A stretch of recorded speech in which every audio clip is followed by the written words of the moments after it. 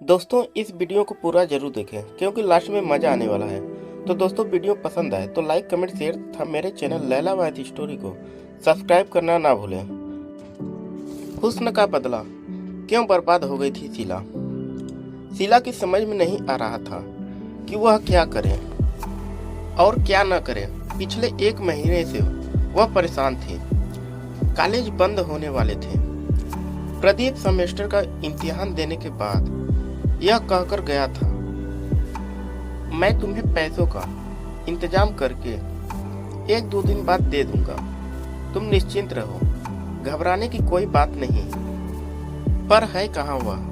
यह सवाल शीला को परेशान कर रहा था। उसकी और प्रदीप की पहचान को अभी साल भर भी नहीं हुआ था कि उसने उससे शादी का वादा कर उसके साथ, शीला तुम आज भी मेरी हो, कल भी मेरी रहोगी, मुझसे डरने की क्या जरूरत है? क्या मुझ पर तुम्हें भरोसा नहीं है? प्रदीप ने ऐसा कहा था।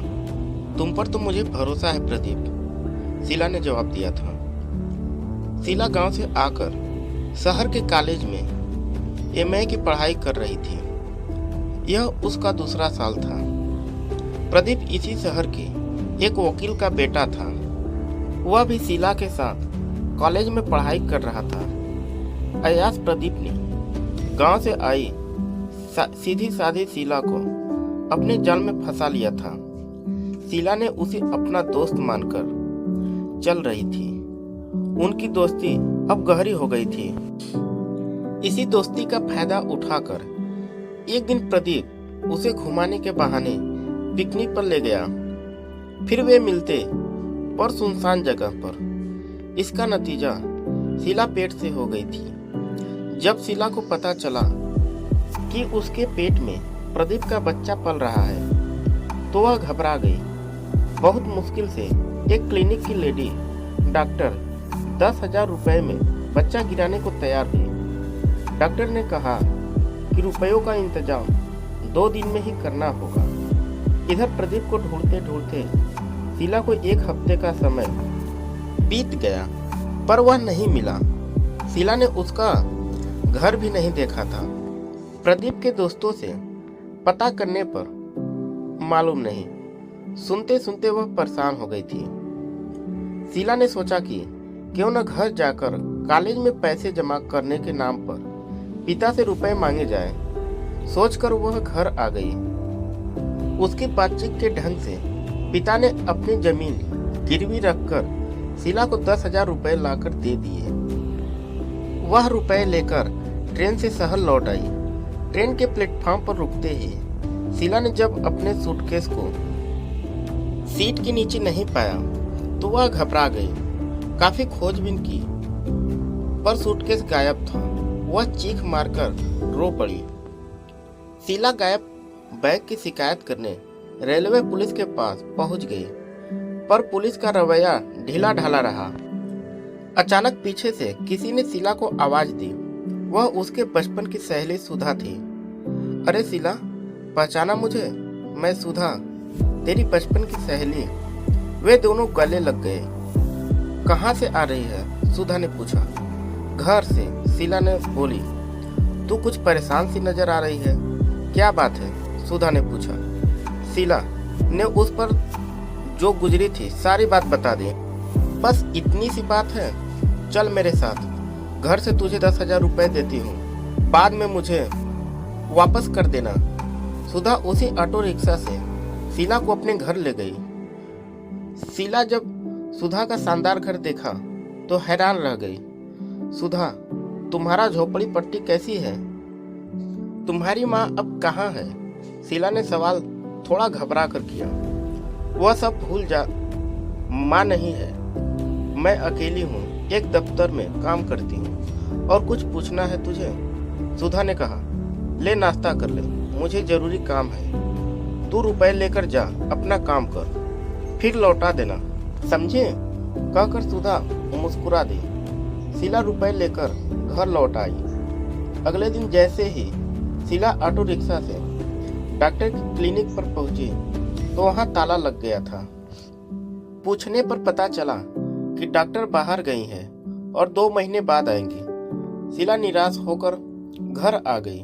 उसने 1 हफ्ते तक शहर के क्लिनिकों पर कोशिश की, पर कोई इस काम के लिए तैयार नहीं हुआ। हार कर शीला सुधा के घर रुपए वापस करने पहुंची।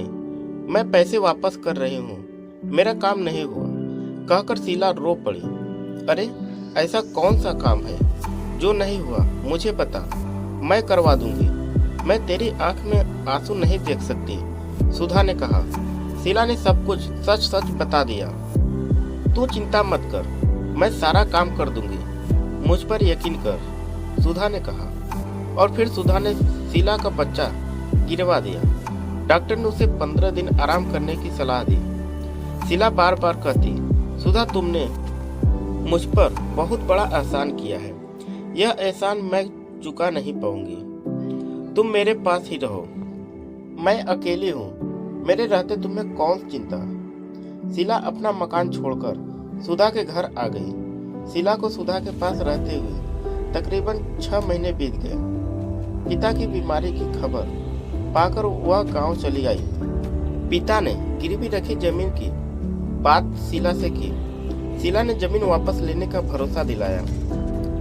जब शीला सुधा के पास आई तो उसने सुधा से कहा, मुझे कहीं नौकरी पर लगवा दो, मैं कब तक तुम्हारा बोझ बनी रहूंगी, मुझे भी खाली बैठना अच्छा नहीं लगता। ठीक है, मैं कोशिश करती हूँ, सुधा ने कहा। एक दिन सुधा ने शीला से कहा, सुनो शीला, मैंने तुम्हारी नौकरी की बात की थी, पर कहकर सुधा चुप हो गई। पर क्या, कहो सुधा, क्या बात है, बताओ मुझे, मैं नौकरी पाने के लिए कुछ भी करने को तैयार हूँ। सुधा मन ही मन खुश हो गई। उसने कहा, ऐसा है शीला, तुम्हें अपना जिस्म मेरे बॉस को सौंपना होगा, सिर्फ 1 रात के लिए, फिर तुम मेरी तरह राज करोगी। शीला ने सोचा कि प्रदीप से बदला लेने का अच्छा मौका है, इससे सुधा का एहसान भी पूरा होगा और उसका मकसद भी। शीला ने अपनी रजामंदी दे दी। फिर सुधा ने कहे मुताबिक शीला के सज सवर कर बॉस के पास पहुंच गई। बॉस के साथ रात बिताकर वह घर आ गई। 100 के 20 नोट भी लाई थी। और फिर यह खेल चल पड़ा। दिन में थोड़ा बहुत दफ्तर का काम और रात में अयासी।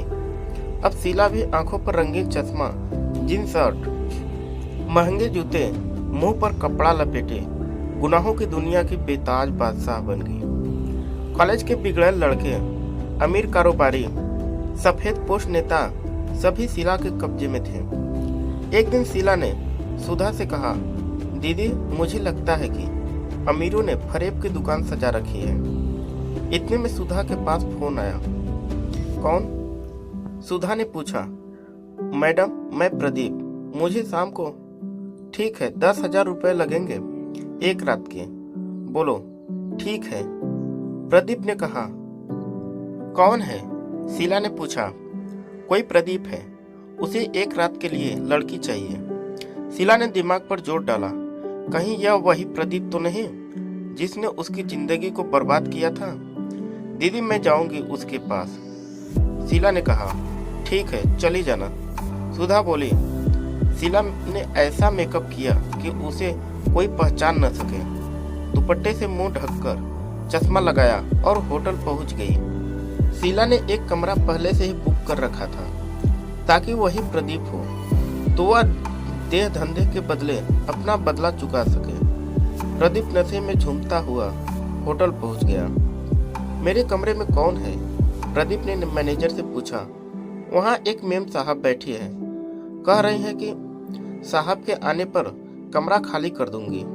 वैसे यह उन्हीं का कमरा है, होटल के सभी कमरे भरे हैं, कहकर मैनेजर चला गया। प्रदीप ने दरवाजा खोलकर देखा तो खूबसूरती में लिपटी एक मॉडर्न बाला को देखकर हैरान रह गया। कमाल का हुस्न है, प्रदीप ने सोफे पर बैठे हुए कहा। यह आपका कमरा है? जी, शीला ने कहा। मैं आपका नाम जान सकते हूँ? प्रदीप ने पूछा।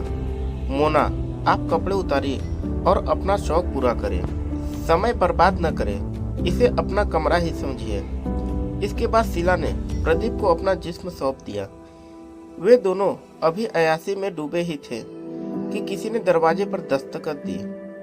प्रदीप मुंह ढककर सोने का बहाना कर के सो गया। शीला ने दरवाजा खोला तो पुलिस को देखकर वह जोर से चिल्लाई, पुलिस! प्रदीप साहब, आपके खिलाफ शिकायत मिली है कि आपने मोना मैडम के कमरे पर जबरदस्ती कब्जा जमाकर उससे बलात्कार किया है। आपको गिरफ्तार किया जाता है, पुलिस ने कहा। जी मैं। यह सुनकर प्रदीप की घिघी बंध गई।